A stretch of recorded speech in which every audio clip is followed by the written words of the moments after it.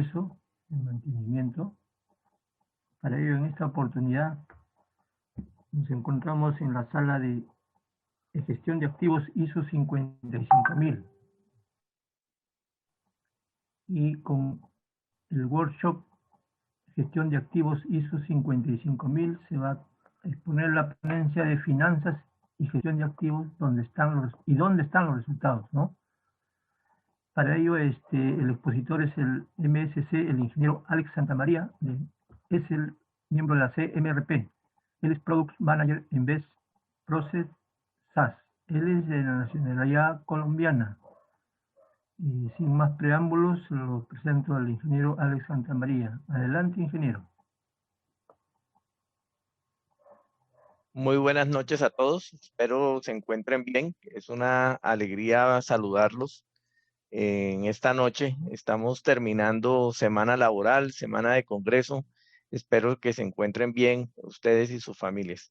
Quiero verificar si están viendo la pantalla, primero que todo. Sí, sí se ve, ingeniero. Perfecto.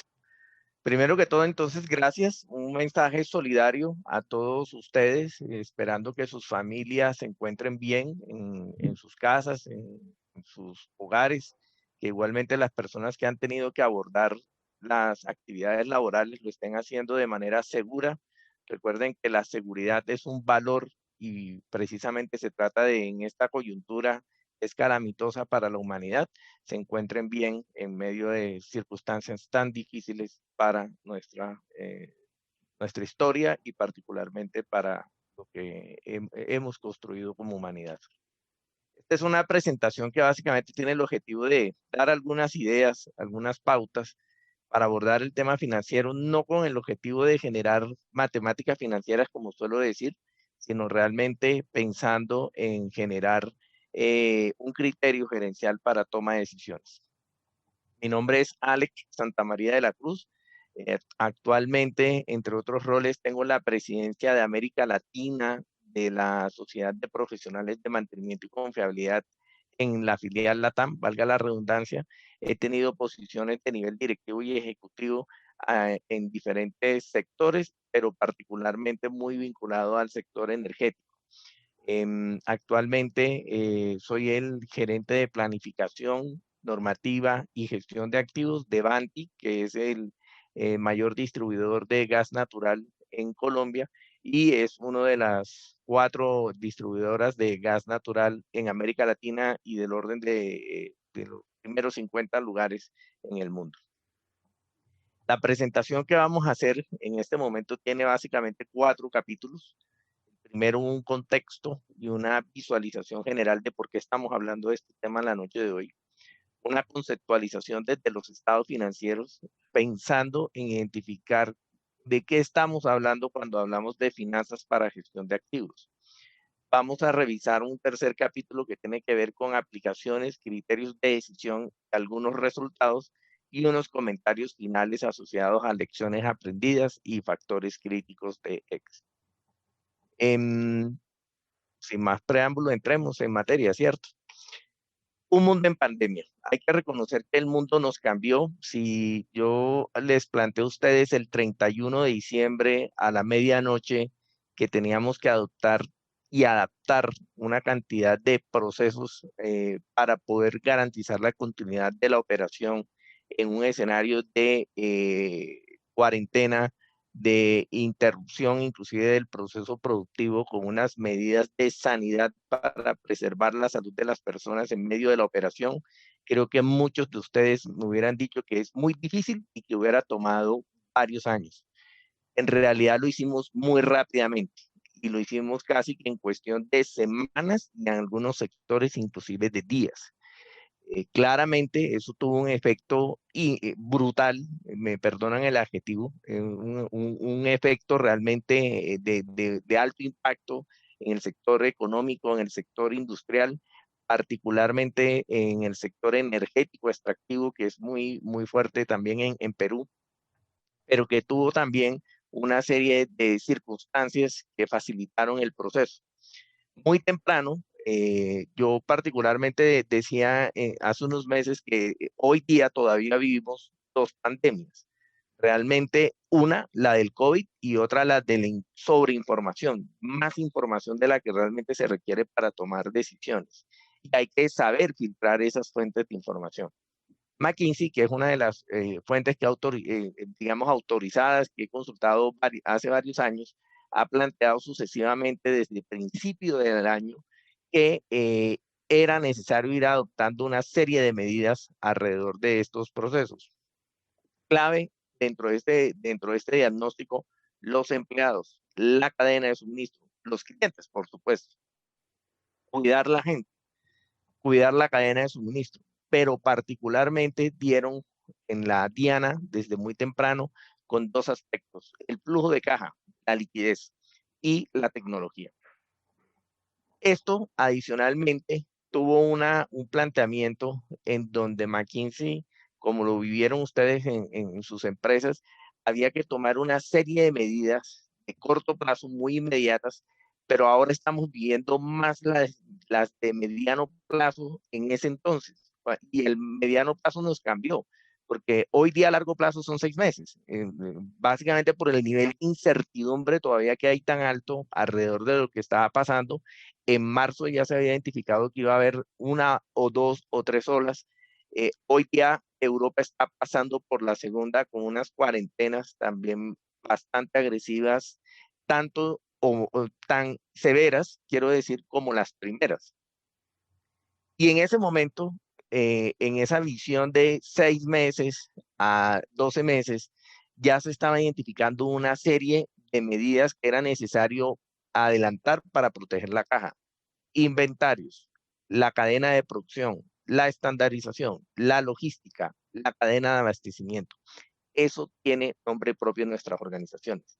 Se llama operaciones y mantenimiento. Hubo un giro, claramente los financieros tienen un rol clave, pero hubo un giro a prestarle atención al detalle de dónde están fuentes y usos del dinero precisamente para proteger esa caja. En Colombia, y pueden haber estadísticas muy similares en América Latina, por lo que he identificado en estos años, está asociada a que casi que muchos de los emprendimientos fallan entre 2 y 3 años, con unas estadísticas que varían en la región entre un 40 y un 60%.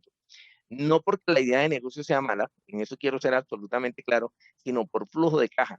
El negocio no alcanza a generar la atracción necesaria para mantener unos ingresos y un flujo de caja que compense precisamente las inversiones y los gastos recurrentes que se requieren precisamente para mantener el negocio en marcha.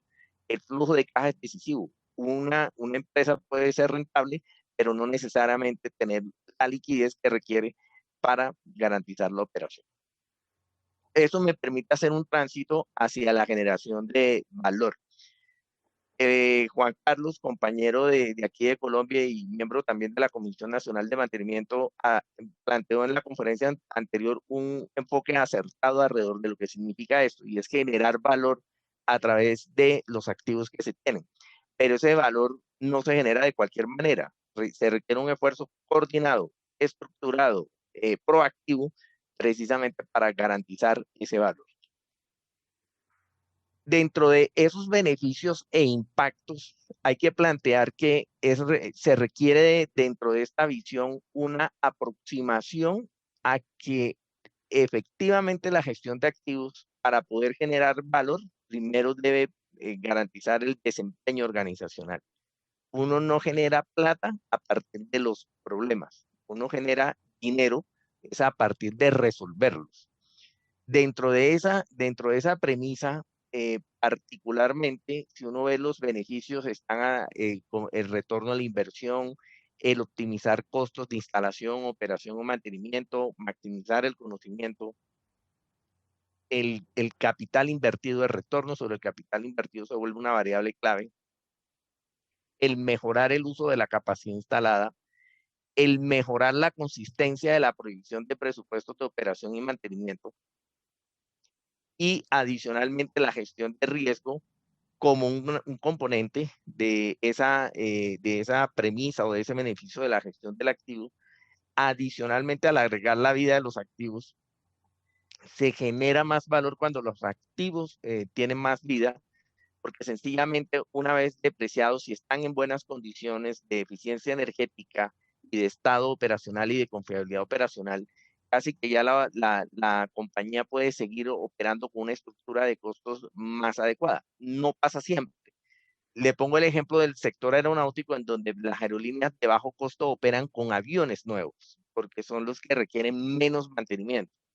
Eventualmente hay sectores que pueden sacarle provecho a la edad de los activos en función de su depreciación, siempre y cuando estén en buen estado. Por ejemplo, sector energético en redes de transmisión, en, aunque eso ha venido cambiando precisamente con la regulación para la remuneración de los activos en el mundo, en donde básicamente se reconoce el valor de reposición a nuevo, pero una vez cumplida la vida útil, casi que dependiendo de un estudio, es necesario renovar esos activos. Entonces, depende mucho del sector, pero piensen que en la medida que se va logrando que se extienda la vida útil, usted ligera la estructura de costos, la hace más liviana y adicionalmente tiene una menor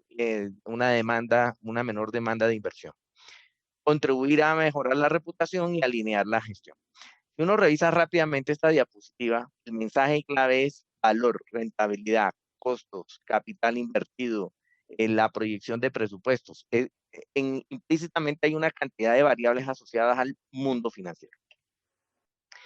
¿Dónde está el valor en la estructura de requisitos? Y aquí uno pudiera tener solo este título daría para tener otra presentación, porque eventualmente como que se diluye. Aquí hay varias premisas que quiero que tengan en mente. Primero, se trata de, como lo plantea acertadamente ISO 55001, balancear la estrategia entre riesgos, costos y desempeño. Lo que pasa es que no se logra de cualquier manera. Hay dos elementos claves que están implícitos y de hecho explícitos en la norma ISO 55001 que tienen que ver con el contexto de la organización, que lo pongo en términos coloquiales, es saber dónde estamos parados. No es lo mismo la estrategia de gestión de activos de una panadería, si ese fuera el caso, al de una compañía minera o al de una compañía petrolera o el de una compañía nuclear o el de una compañía del sector aeronáutico o de una industria regulada a una no regulada. Eso implica unas condiciones alrededor de saber dónde estamos en términos de gestión. Eso por un lado. Y por el otro lado, el liderazgo y la cultura como factores desencadenantes de las mejores prácticas. Quiero decir con esto que en la estructura de requisitos, el valor está implícito en absolutamente todos los elementos de la norma ISO 55001 desde el contexto del liderazgo, lo que ya conocemos de los sistemas de gestión normales, la planificación, el soporte, la operación, la evaluación del desempeño o el mejoramiento. Hay unos aspectos críticos a tener en cuenta. Esto es digamos, una infografía de un artículo que publiqué hace 2 años y medio aproximadamente en la publicación de la Sociedad de Profesionales de Mantenimiento y Confiabilidad, en donde particularmente allá hacía énfasis en lecciones aprendidas en sistemas de gestión de activos. Y son estos 6 que están acá. Considerar el contexto de negocio, tener un plan y cumplirlo, tener metas de largo plazo, no olvidar expresar los resultados en términos financieros. Yo le digo a mis amigos que uno sale de una junta directiva, de un comité de dirección, hablando de tiempo medio entre fallas o disponibilidad de equipos, salen hombros, pero porque lo van a lanzar del piso séptimo del edificio de administración, del cuartel general, porque no nos entienden. Ese no es el lenguaje universal. Hay que poder ser capaces de trasladar y traducir esos resultados operacionales en resultados financieros. Términos con los dos últimos, integrar la tecnología al plan o considerar las competencias blandas. Eso es supremamente clave. Aquí al final se trata no solamente de ser competentes, sino también movilizar a la organización, a la gente que tenemos alrededor en un propósito de mejora continua. Ya entrando en materia sobre la conceptualización de los estados financieros, veámoslo de la siguiente manera. Uno puede pensar que el día inicial en donde usted monta una empresa tiene una condición ideal y es pone un dinero para adquirir unos activos. Compra un computador con un aporte que tiene de la familia, de los amigos o de un ahorro que usted tiene. Este primer día es un día feliz porque no tiene ninguna deuda. Es decir, alcanzó a capitalizar algo, con eso compra con lo que va a ejecutar precisamente su inversión. Al día siguiente ya no es un día tan feliz porque arranca inmediatamente el pasivo contable.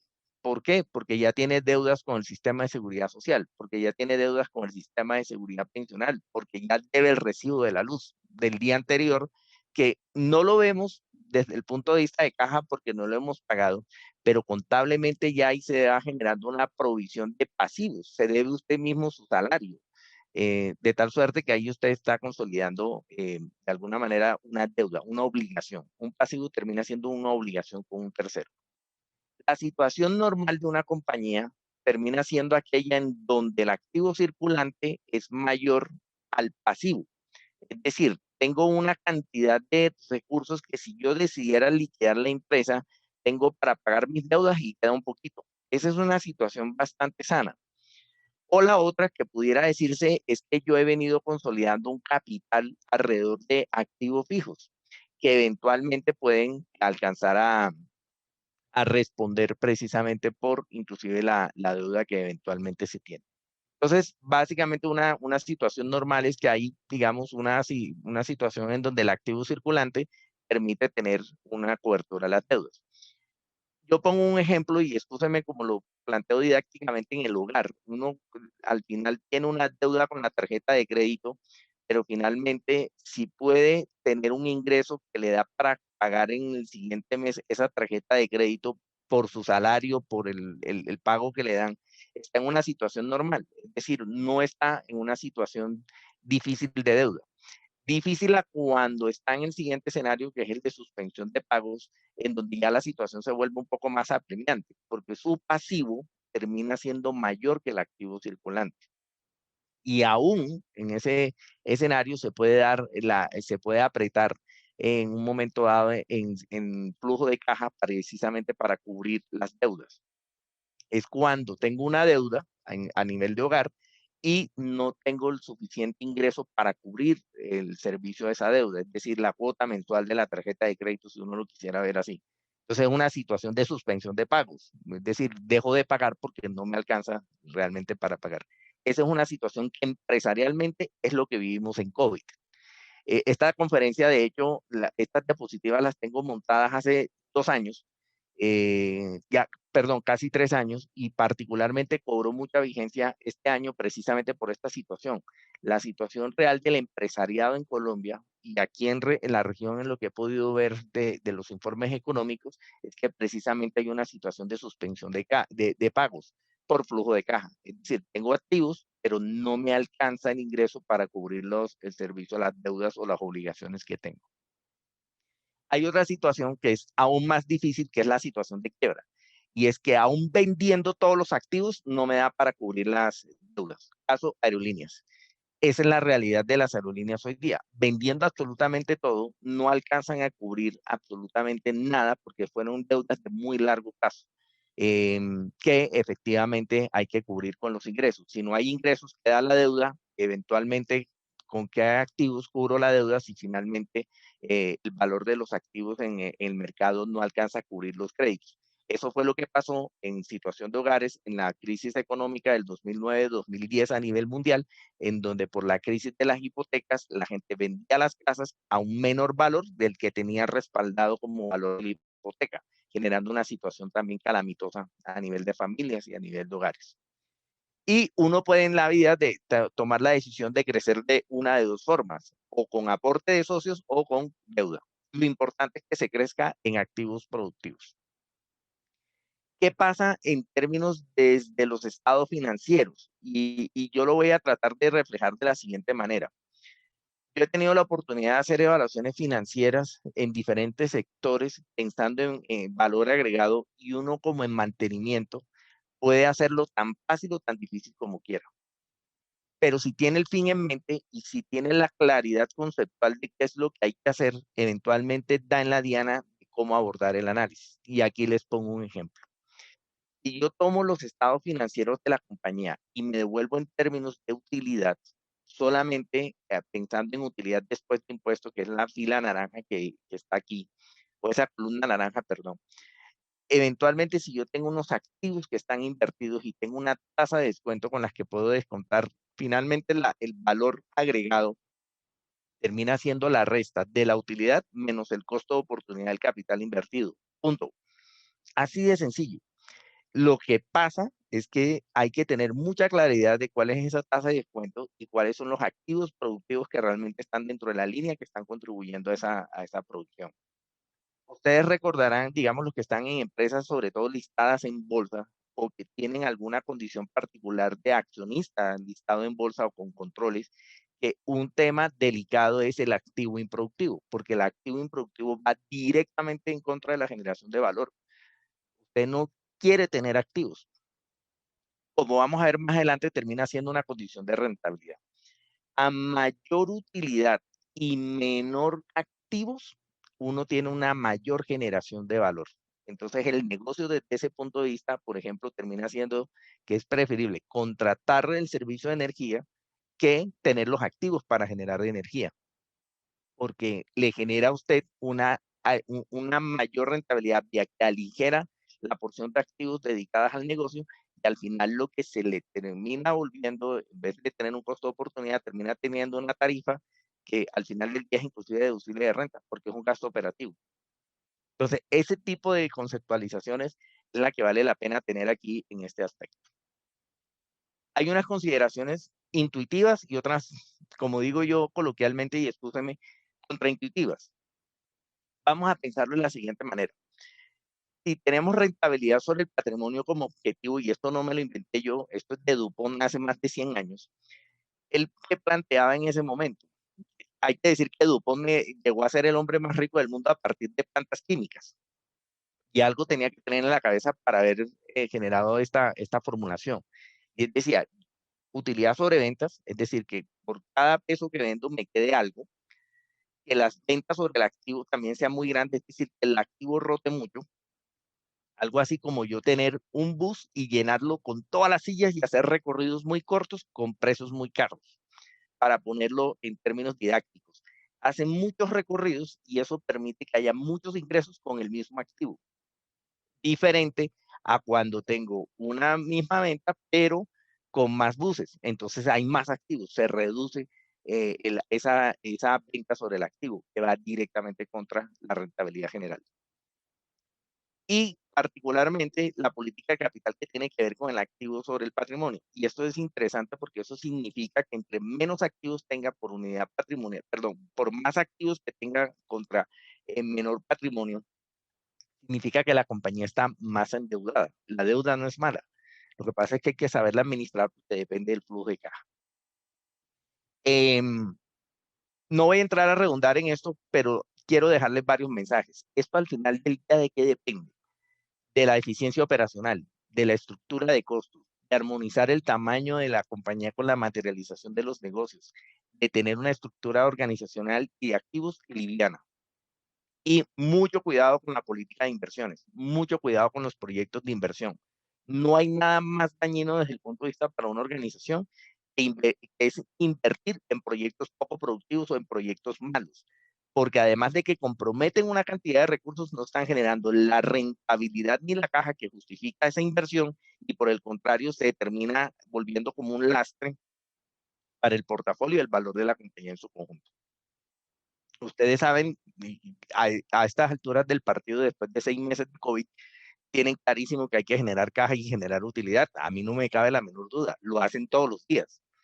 Maximizar las ventas con la mejor estructura de costos posibles o tener la menor cantidad de activos para viabilizar el negocio. Pero hay dos que no son tan comunes, que son contraintuitivas y que también da en la diana de cuál es el punto clave acá. Primero, se puede destruir utilidad y generar caja. ¿Cómo así? Claro, uno puede tener una pérdida económica y aún así generar caja, porque al final del día hoy ya nos miden por EBITDA, es decir, por la cantidad de caja que genera un negocio. Hay mucha de la utilidad que se va vía depreciación, tiene un efecto contable, pero no de caja. Cuando uno paga un gasto de nómina, va de un NIT o de un número de identificación tributaria de una persona natural, de jurídica, perdón, a una natural. La plata sale de un lado a otro, la depreciación no sale, la depreciación queda dentro de la compañía. Eso es un factor a tener en cuenta. Y lo otro, que se puede destruir valor generando EBITDA o utilidad. Efecto del costo oportunidad. Dicen, el negocio es bueno, pero eventualmente no tanto porque tiene muchos activos involucrados. Les voy a dejar dos ejemplos de empresas de alta rentabilidad con muy pocos activos que ustedes conocen. Uber, Airbnb, y no le estoy haciendo ninguna propaganda a ellas. ¿Cuál es la esencia del negocio? Poner a funcionar un negocio de conectar oferta y demanda, pero no tiene ninguna inversión en activos, salvo la inversión, alguien podría decir, los servidores, claro, pero y tienen toda la oportunidad de generar mucha caja con muy pocos activos. Esa es la esencia de un negocio de tecnología hoy día. Pensemos en las aplicaciones, los criterios de decisión y los resultados. Hay una norma que yo particularmente recomiendo, que es la ISO 15663. Esto está inventado hace muchos años, está pensada para el sector energético, particularmente para petróleo y gas, pero como digo yo, quedó tan bien escrita que funciona para todos los sectores. ¿Y qué dice esto? Que hay que pensar en el costo inicial de compra, en el costo de instalación, en el costo de energía, en el costo de operación, en el costo de mantenimiento, en el costo de paradas, en el costo ambiental y en el costo de disposición. Lo leí, pero piensen al final que es desde que nace hasta que muere, desde que lo conceptualizo hasta que finalmente se le da la disposición final. Ese es el costo de ciclo de vida del activo.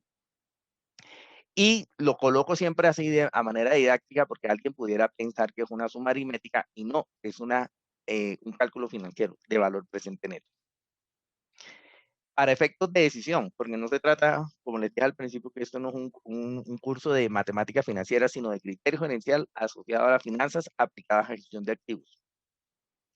Si el costo inicial de compra puede representar entre un 5 y un 15% del costo total de propiedad, ¿a usted no le parece importante pensar en dónde se está quedando el resto de la plata del costo total de la propiedad? Sin embargo, la mayoría de las áreas de compras en el mundo, cuando no están en modelos de gestión de activos, compran lo más barato hoy, no lo más barato a lo largo del costo de la vida del activo, minimizando el costo de ciclo de vida. Para minería, para el sector energético, para el sector industrial, los que me están oyendo van a entender esta pregunta.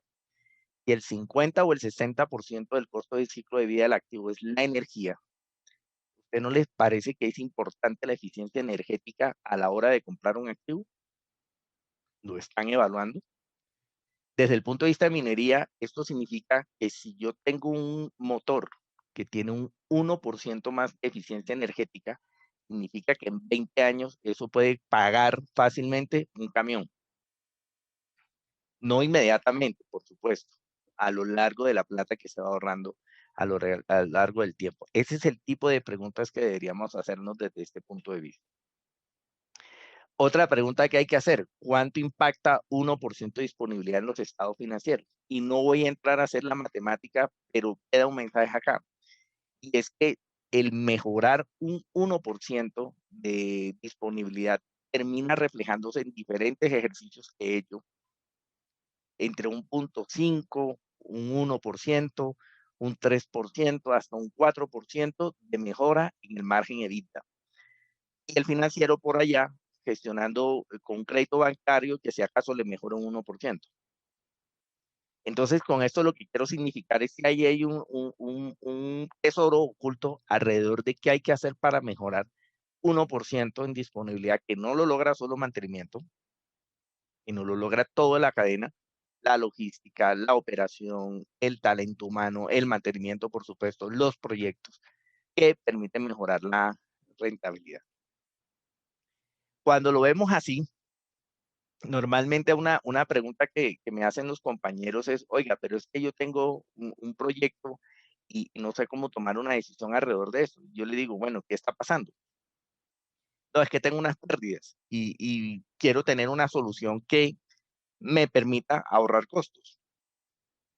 Te generan unos beneficios, pero eso no es gratis, eso se genera con una inversión. Y ese nuevo activo termina también teniendo unos costos de operación. Aquí es muy importante esto porque nada es gratis. Eso lo dice la segunda ley de la termodinámica. Si uno pudiera sintetizar esto, y lo aprendí en la universidad con un profesor muy brillante, es que nada, nada sale, perdonen la redundancia, de la nada. Todo tiene un costo. Entonces, cuando lo planteamos así, ahí surgen varias cosas. Primero, hay que pensar en los beneficios, en la inversión y en el costo asociado a esa inversión. Alguien y encontramos esta tabla y bueno, ¿qué hacemos? ¿Salimos corriendo o tomamos una decisión? Al final esto se simplifica bastante y yo siempre le digo a la gente que hay que encontrar como lo fundamental de todo el conocimiento que eventualmente uno pueda aplicar y volver a lo básico, volver a lo simple, sin que eso signifique, por supuesto, sobresimplificar al punto de llegar a la ignorancia, pero sí por lo menos tener unos criterios sólidos desde lo básico. ¿De qué se trata esto?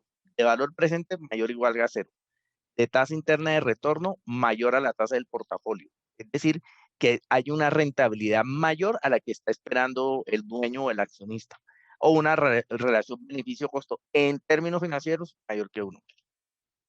Desde este punto de vista, uno pudiera recorrer básicamente esta tabla y se va al resultado y BPN en el primero es negativo, con una relación beneficio-costo de 0.65 menor que 1 y con una tasa interna de retorno no solamente menor, sino hasta negativa. Ese proyectico queda en rojo, no hay que hacerlo.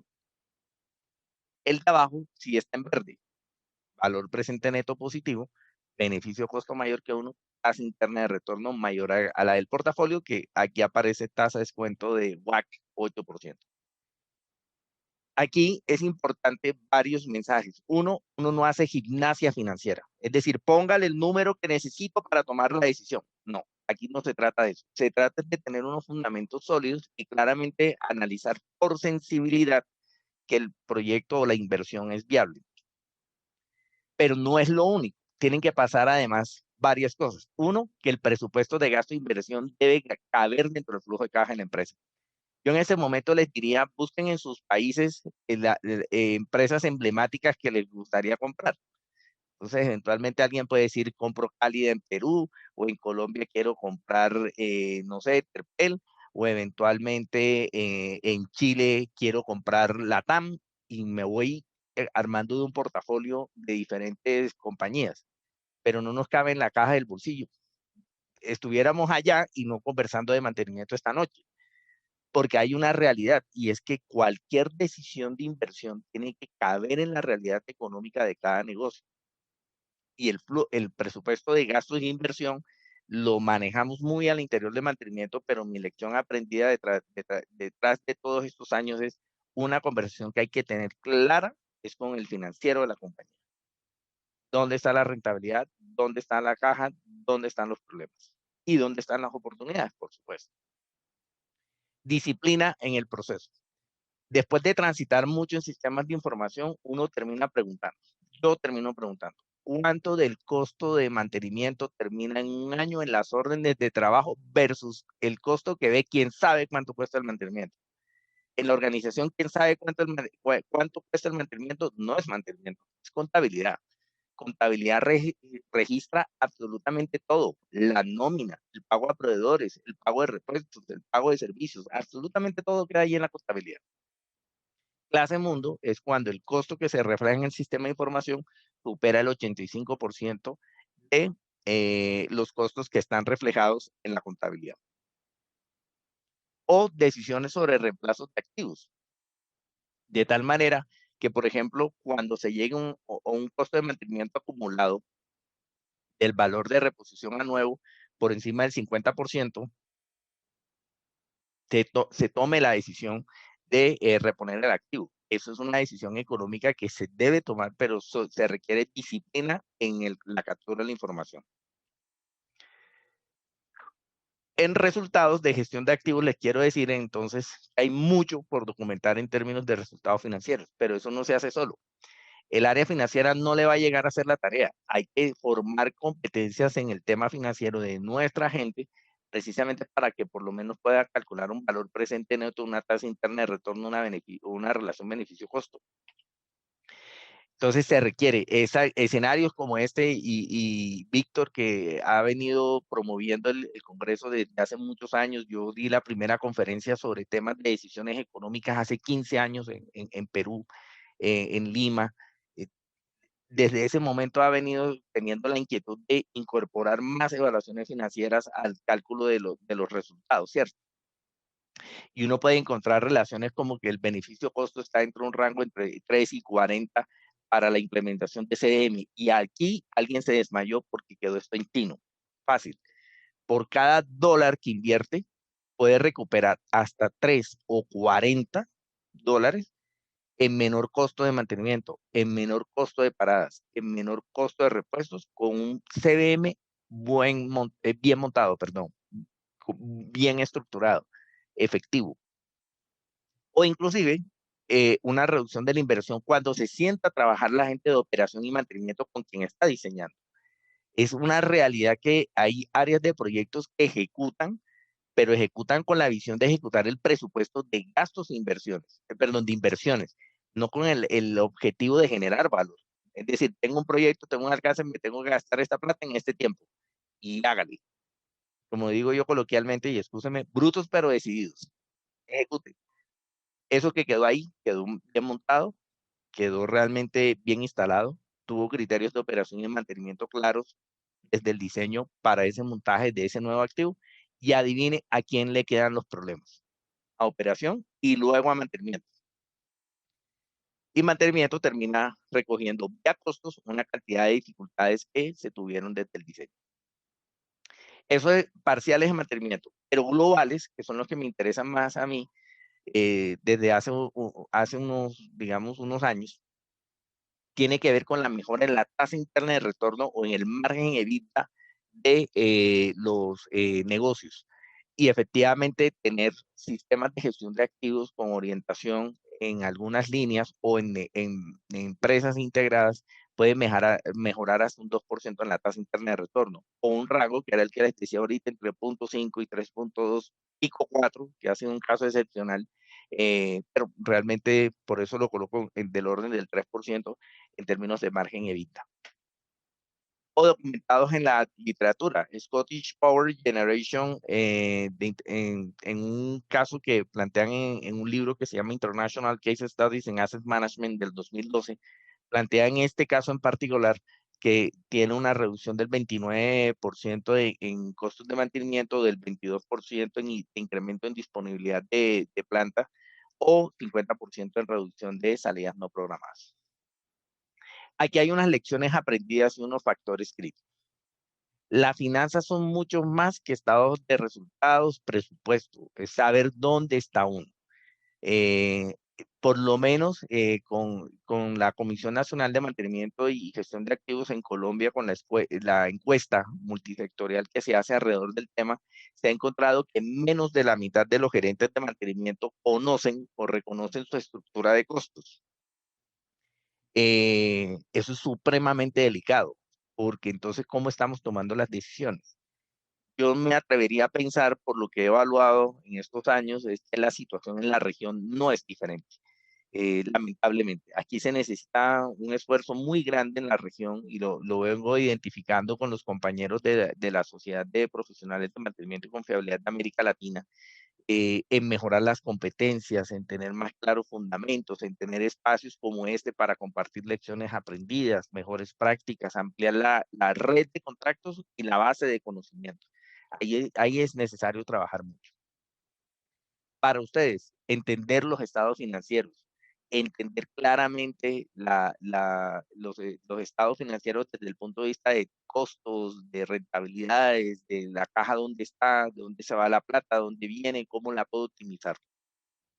Muchos de los que estamos aquí, si pudiera levantar, que levanten la mano los que quieren ser empresarios, seguramente si no lo son ya, casi que todos levantarían la mano diciendo, yo quiero montar mi propio emprendimiento. Y genial.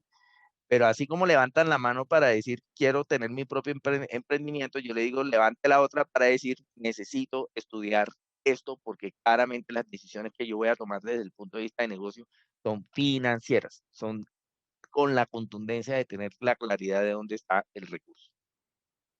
Aquí se requiere una visión de largo plazo e igualmente entender que hay que recurrir a las competencias blandas asociadas a la cultura y el liderazgo. Creer en la disciplina del proceso, orientado a datos, a base de trabajo en competencias duras, pero también en las competencias blandas. Y un mensaje para ustedes es documentar los casos de éxito. Se hacen muchas cosas buenas. Cuando y yo particularmente veo talleres, lecciones aprendidas, hay muchas cosas que salen alrededor de las cosas que no se hicieron bien. Siempre pregunto, ¿qué es lo que se hizo genial dentro de este esfuerzo para mantenerlo? Porque lo que no puede hacer uno en ningún momento es perder esa base que le permite construir ese planteamiento de mejores prácticas y desarrollo de capacidades alrededor de la organización que tenemos a cargo o de la que estamos gerenciando, eventualmente aquellos que nos acompañan que son empresarios. Por mi parte, esos son los mensajes. Espero haberles por lo menos dejado una, digamos, una inquietud alrededor de estos temas que pueden ser bastante complejos o amplios, pero que más bien lo que se trata es de generar unos criterios generales para efectos de la toma de decisiones. Es un gusto acompañarlos esta noche. Siempre estoy complacido de estar aquí con ustedes y de nuevo a IPEMAN, muchas gracias por la invitación y a ustedes por la participación en medio de estas circunstancias y en una semana laboral larga, seguramente para muchos de nosotros. Muchas gracias y quedo atento a preguntas. Muy agradecido, ingeniero Alex Santamaría, ¿no? Para ello, estamos esperando las preguntas de los participantes, ¿no? Como, a ver, tenemos ya una serie de preguntas. Iniciamos con el señor David Rosales González. David nos pregunta que se debe tomar las decisiones en función de los costos, los riesgos y los desempeños, ¿no?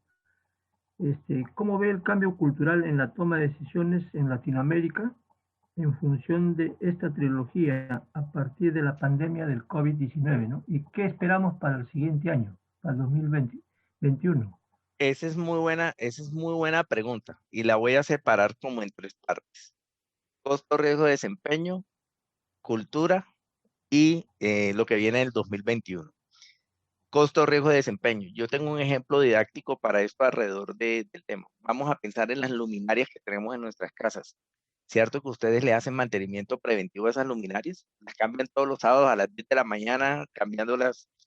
Mantenimiento preventivo, ¿cierto? Ustedes, me imagino que tienen esa estrategia de mantenimiento como mantenedores. Dicen, hay que hacer mantenimiento preventivo. Hacemos eso. No lo hacemos. Es una estrategia de mantenimiento correctivo. Se daña la lámpara, la cambiamos. Eso es lo que hacemos intuitivamente.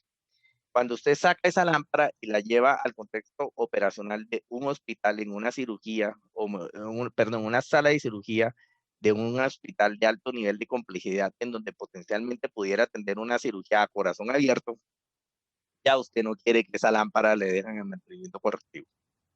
Ahí claramente la estrategia de mantenimiento es otra y básicamente se cambia por frecuencia dependiendo de la vida útil. Al principio, el costo es básico. En esta, la variable es riesgo y desempeño. Pero ahora vayámonos y vemos un viaje mental a Las Vegas, un casino que puede tener 60,000, 80,000, 90,000 luminarias en la fachada. Piensen en la situación en donde claramente ahí tendrían una persona todos los días subiendo y bajando de la fachada para cambiar las luminarias que han fallado. Ese es un caso que yo particularmente tuve la oportunidad de evaluar también, digamos, el de ambiente hospitalar uno, pero también ese caso, por lo menos a nivel de estudio. El hospitalar a nivel de consultoría y el de Las Vegas a nivel de estudio, y el criterio de decisión es otro, es económico, porque al final se trata de minimizar el costo total de la propiedad. Uno cambia las lámparas en ese contexto operacional una vez ha fallado un porcentaje de la población. Puede decir, cuando ha fallado el 30% de las lámparas o el 40%, es más económico cambiarlas absolutamente todas, estén como estén, estar cambiando una por una. Eso es esa visión de costo, riesgo, desempeño. Entonces son herramientas que están allí disponibles y que debemos plantear. El cambio cultural está en nosotros, en los tomadores de decisión, en orientar las decisiones hacia eso. Yo hago preguntas a mi equipo alrededor de por qué tenemos las frecuencias de mantenimiento que tenemos, de dónde surgieron. Entonces dice, ah, sí, hace muchos años compramos este equipo y este equipo tenía por el manual del fabricante estas frecuencias. Quedaron en el sistema de información y el equipo ya es otro, con otro fabricante, de otra marca, de otra capacidad, de otra tecnología. Quedó planteada la misma estrategia de mantenimiento con las mismas frecuencias. Cuestionarnos, retar, y ese es el papel de los líderes. Lo tercero, 2021. Ya, nadie tiene en este momento una bola de cristal para saber qué va a pasar. Esta mañana, inclusive esta mañana no, esta semana, en una sesión que tuve de presidentes aquí en Colombia con empresarios, surgió esta misma pregunta y yo les decía con toda humildad y con toda honestidad, ¿quién se atreva a decirlo? Está aventurándose porque realmente no sabemos. Y a mí no me da vergüenza decir, no sé. ¿Qué viene en un mundo post-COVID? Seguramente nos va a cambiar, seguramente va a haber condiciones de teletrabajo en mayor magnitud. El mantenimiento hay que repensarlo para eso. Las actividades de mantenimiento que incorporan más tecnología van a ser apreciadas porque tengo menos gente expuesta, y eso es una realidad. Entonces, esa evolución de mantenimiento y de tecnología, creo que en algunos sectores y en algunas condiciones económicas van a funcionar. Yo lo que sí creo es que ya para terminar, va a haber una transición precisamente en criterios de toma de decisiones alrededor de mirar la cadena logística más cercana, no tan expuesta a condiciones de contingencia mundial, porque precisamente si uno ve traer un container de China, ahora es un dolor de cabeza. Traer un container de Europa termina siendo otro. Creo que al final nos vamos a dar cuenta que esa sobreoptimización termina teniendo un riesgo muy alto y va a ser necesario revisarlo. Pero estamos en construcción y yo no me atrevería a aventurarme mucho más allá de decir que nos debemos cuidar y hay que seguir atendiendo las medidas de salud pública que se vayan dando a medida que vaya evolucionando esta situación calamitosa para la humanidad.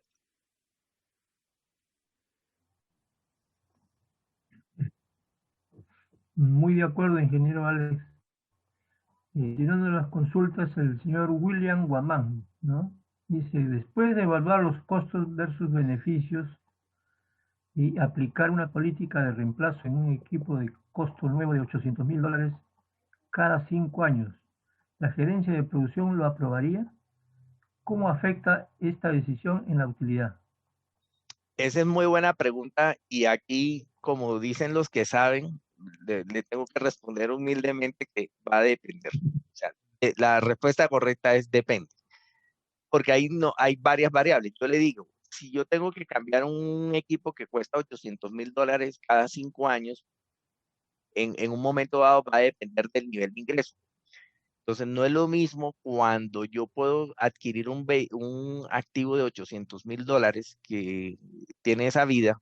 Voy a sacar la cuenta, digamos, en términos de depreciación o de amortización. Eventualmente lo que va a terminar sucediendo es que si lo puedo pagar, cabe dentro del flujo de caja, eventualmente hace sentido si por lo menos asegura una condición de seguridad. Pero si el equipo vale $800,000 y el flujo de caja que me queda de ese equipo anualmente es de $10,000, por decir una barbaridad, quiere decir que en 5 años recuperé 50,000. No va a haber forma de que quepa dentro del flujo de caja, ni va a haber forma de que me aprueben ese proyecto. Diferente a cuando cambio ese equipo de $800,000 y el beneficio anual neto de ese equipo como línea productiva me da del orden de 200,000. Entonces yo digo, listo, lo cambio, lo recupero en 4 años y al final me quedan 200,000, al final con una rentabilidad del 20%. En uno estoy destruyendo valor, en el otro estoy generando valor. Va a depender mucho de la estructura de costos y del ingreso. Termino con algo. Eventualmente hay cierto tipo de inversiones que dependen más de la seguridad. Yo le diría, si esos $800,000 me previenen un daño a la comunidad, un daño al ambiente, un daño reputacional o un daño a un trabajador, con gusto lo invertiría y no vería tanto la rentabilidad, porque no hay energía más cara que la que no se tiene. y no hay un impacto mayor a nivel de valor empresarial que el impacto reputacional. Eso es lo que le diría yo, digamos, a manera de resumen, sin conocer mucho el detalle. Totalmente de acuerdo. Acá hay un amigo, David Rosales González, le dice, excelente ingeniero Alex Santamaría, como siempre, ¿no? Depende de su amigo, ¿no? Juan Carlos Barrera, ¿lo ubica, ingeniero? ¿Cuántos alumnos y estudiantes tendrá usted que siempre nos ha participado en nuestros congresos, ¿no? Nos felicitan totalmente. Y es un gusto saludarlos a todos y aprecio sus palabras. Ojalá se lleven algo para la vida. Es tal vez el propósito. Muchas gracias. No, todavía no terminamos, ingeniero. Continuamos, tenemos todavía unos minutos. Con mucho gusto, Tenemos siga. la siguiente pregunta del señor Guillermo Cubas, ¿no? Excelente disertación también, nuevamente, ingeniero Santa María, que va más allá de sus aplicaciones prácticas de ingeniería económica en beneficio de la rentabilidad empresarial. Felicitaciones nuevamente, le dice, ¿no? Qué bueno, ¿no? Que todos saben. Para ello, yo quería hacer una consulta con respecto a los paradigmas más comunes, o sea, los mitos que se presentan para la implementación de los sistemas de gestión de activos. ¿Qué nos puede decir esto, ingeniero? Muy bien. Yo aquí me apoyaría en un trabajo que se adelantó en la Comisión Nacional de Mantenimiento y Gestión de Activos de ASIEM, que presentó en este mismo congreso un trabajo alrededor de esto, que es un trabajo de la comisión. Hay que reconocerle el trabajo y los aportes de todos los compañeros que formamos parte de eso.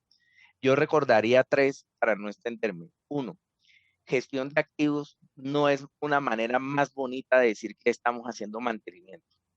Es decir, gestión de activos es todo el ciclo de vida del activo, no es solo mantenimiento, no es una manera comercial de alto impacto, de efecto wow, o sea, no, no es eso. Gestión de activos tiene que ver con el ciclo de vida. Dos, gestión de activos no es montar un sistema de información. Gestión de activos no es montar un sistema de información de mantenimiento, ni es tampoco montar un ERP. Es una herramienta, pero no es lo que hace la gestión de activos. Y el tercer paradigma me atrevería a decirlo en la siguiente manera y de manera constructiva, en sentido constructivo, y es que todos ya hoy día estamos haciendo gestión de activos. Lo que pasa es que no necesariamente somos conscientes del nivel de madurez que tenemos en ese sistema de gestión de activos. Explico. Ya hoy día se están tomando decisiones económicas con algún criterio. Mi criterio es que voy a comprar lo más barato. Válido, eso es un criterio. Ahora, que sea el mejor, lo revisamos, pero ya hay un criterio. Ya estoy haciendo prácticas de operación y mantenimiento, pero por supuesto, tengo prácticas instaladas de operación y mantenimiento. Por lo menos estoy tomando decisiones alrededor de algunos elementos de eficiencia energética, no de todos, o de disposición final de los activos. Entonces, tal vez yo me quedaría con esos tres. No es mantenimiento, no es un sistema de información y de alguna manera, sin ser conscientes, ya todos nosotros estamos haciendo gestión de activos. Añadiendo yo también, muchas organizaciones esperan pues la certificación, ¿no? De la gestión de activos, pero yo pienso que la certificación es un medio, ¿no? No es un fin, ¿no? Totalmente de acuerdo, doctor Medina, y qué bueno que plantea usted ese tema, porque voy a hacer una analogía desde lo personal y creo que en la última conferencia webinar que tuve con ustedes surgió una pregunta similar alrededor de las certificaciones y aquí me voy a permitir insistir en eso. Claramente, claramente, una certificación es un habilitador que envía un mensaje de mejoramiento continuo, de propósito alrededor de un interés de generar valor, en el caso de ISO 55001, o de garantizar la calidad, en el caso de ISO 9001. Pero, como sucede en el ámbito personal, uno al final del día adquiere ciertas certificaciones y digamos, voy a hablar en nombre propio y digo, no, es que la certificación CMRP es para tener colgada en la pared, para tenerla colgada en la pared y no vivirla, no ejecutarla, no aplicar esas prácticas, ese cuerpo de conocimiento. O voy a decir otra, la de proyectos. Tengo la certificación colgada en la pared, pero hago en los proyectos lo que a mí me da la gana y no lo que orienta la mejor práctica. Solo para orientar de manera didáctica que cuando una organización aspira a tener una certificación, en últimas, lo que está enviando es un mensaje y un propósito. Es un medio, no un fin. Es más, cuando uno ve los requisitos de certificación, eventualmente hay un nivel de madurez que se alcanza, pero todavía hay un recorrido por alcanzar en términos de nivel de madurez en el sistema de gestión de activos, que es la carrera en la que realmente deberíamos correr, y ese propósito de generar valor. A uno, y termino con este ejemplo, cierto que cuando ustedes van al supermercado, terminan comprando el yogur para su casa o la leche de aquella empresa que dice allá abajito en la letra chiquita que tiene RCM, que tiene TPM, que tiene ISO 55001 montada, que tiene ISO 9000, que el gerente de mantenimiento vino al Congreso de IPEMAN, ¿cierto? Correcto, ¿no? No, no compran eso, compran precio-calidad. Porque de hecho ni siquiera, o sea, visto desde ese punto de vista, casi que las prácticas lo que generan es una ventaja competitiva y una posibilidad de competir, pero per se no necesariamente termina siendo el diferencial. Se termina logrando el beneficio en términos de una estructura de costos que se logra con mejores prácticas, con una rentabilidad que se logra con mejores prácticas. Entonces, eso ya para, digamos, sintetizar la pregunta, la certificación en síntesis es un medio y particularmente para generar valor, pero hay que vivirla todos los días. Mm, Efectivamente, ¿no? Por eso tenemos que cambiar la forma de pensar de las, ¿no? De las organizaciones. Piensan que la gestión de activos es una transformación organizacional de un día para otro, ¿no? Lo que no es cierto, ¿no? Que es una receta para el éxito instantáneo, tampoco, ¿no? Por eso hay que cambiar la forma de pensar y hacerles pensar que es una transformación cultural y alinear, estar alineado a la organización, ¿no?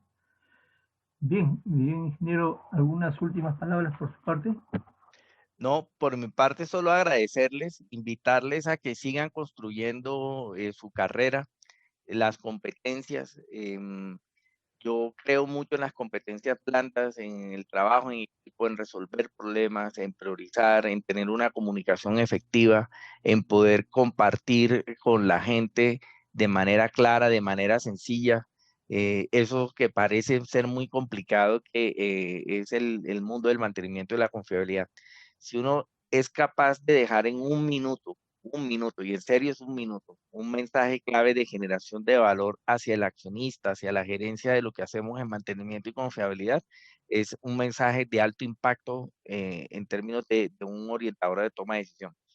Por el otro lado, claramente insistir en que hay que cuidarse, por favor cuídense, estén muy al tanto de los temas de seguridad industrial, pero también los de salud ocupacional y por supuesto ahora los de bioseguridad, porque el mayor talento que tenemos en la región es nuestra gente. A mí no me cabe la menor duda que como región tenemos un potencial enorme y que claramente es nuestra gente lo que construye o destruye eventualmente ese potencial. Está en nosotros tomar las decisiones y orientar a la gente para que se cuide y poder generar valor sostenible en estas organizaciones. Muchas Bien, gracias. en nombre del comité del directorio de IPEMAN, ¿no? Tenemos la satisfacción de agradecerle vuestra excelente conferencia, que se ha expresado en su reconocimiento por todos los asistentes que están presentes, ingeniero, ¿no? Para ello reciba nuestro presente certificado en nombre de la Comunidad Nacional de Mantenimiento. Este certificado le va a hacer llegar a su correo, ingeniero Alex Santamaría.